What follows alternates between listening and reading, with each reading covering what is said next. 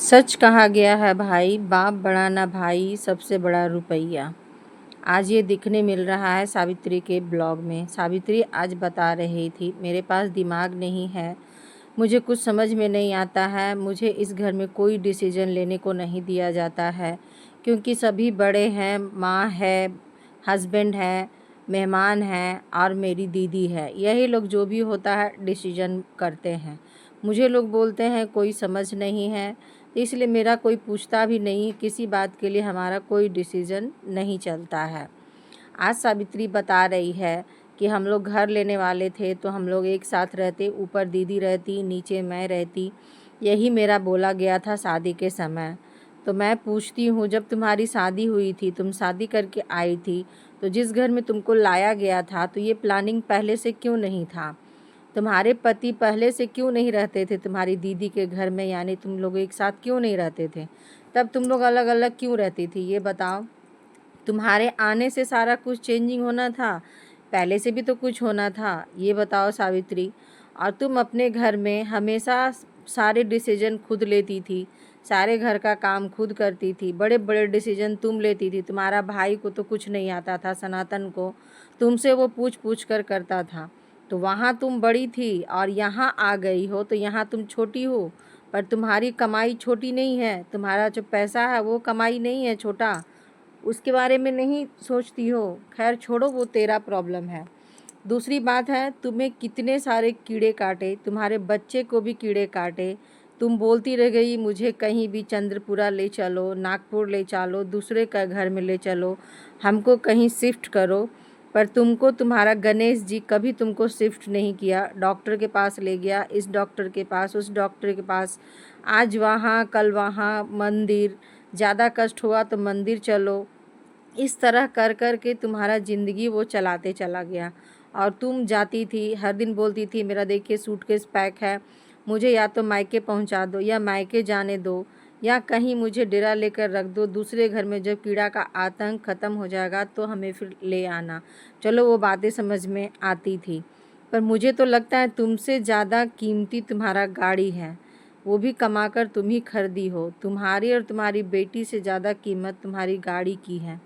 आज तुम्हारी गाड़ी को चूहा काट दिया है, तुम्हारे हस्बैंड उसको अपने बहन के यहाँ यानी अपने जीजा जी के यहाँ जाकर रखा ताकि सुरक्षित गाड़ी रहे।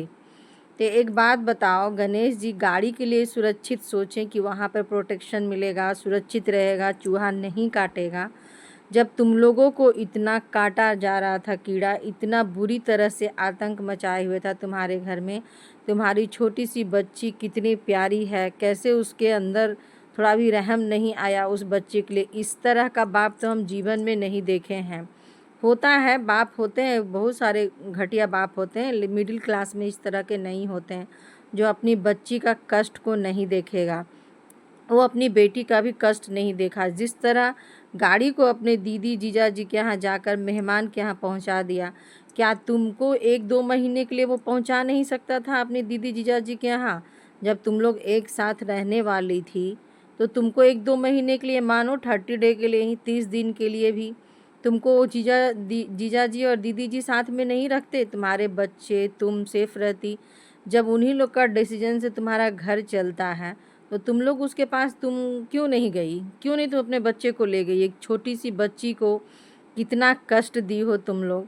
अरे बड़े तो बर्दाश्त कर लेते हैं, लेकिन हमको तो लगता है बच्चे ही बर्दाश्त कर लेते हैं। बड़े तो अपने आप को समझते हैं, तुरंत इलाज कर लेते हैं। वो छोटी सी बच्ची जो बोल भी नहीं पा रही थी, हर दिन उसको एक कीड़ा काट कर पूरा चेहरे को, गर्दन को, शरीर को बर्बाद कर रहा था। इससे ज़्यादा कीमती तो तुम्हारा गाड़ी निकला, शायद 10 लाख का, 8 लाख का, 9 लाख का, जो भी होगा, 15 लाख मान लो, चाहे 8 से 10 लाख जो भी तुम्हारी गाड़ी का कीमत होगा, उसके लिए तुम लोग इतना केयर की। मतलब तुम्हारा डिसीजन तो है ही नहीं है, वो तुम्हारी बहन का डिसीजन रहा होगा, यानी तुम्हारी जो दीदी है उसी का डिसीजन रहा होगा। गाड़ी में इतना पैसा लग गया है, उससे अच्छा है कि गाड़ी यहाँ लाकर रख दो। पर तुम दोनों का कीमत नहीं है, तब तो सांप बिच्छू तुम लोगों को काट देता, मर भी जाती तो दूसरी आ जाती, पर गाड़ी तो आएगा नहीं, क्योंकि गाड़ी को तो ख़रीदने में पैसा लगेगा ना, और दूसरी वाली को तो लाने में पैसा नहीं लगेगा। मर जाएगी तो दूसरी आ जाएगी।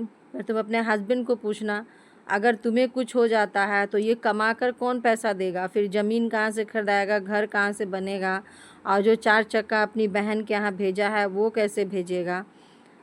क्या ब्लॉग बनाती हो, क्या दिखाना चाहती हो? हर ब्लॉग में यही चीज़ लगता है, तुमसे ज़्यादा तुम्हारा सामान का कीमत है, घर का कीमत है। हमको तो अब यही समझ में आ रहा है।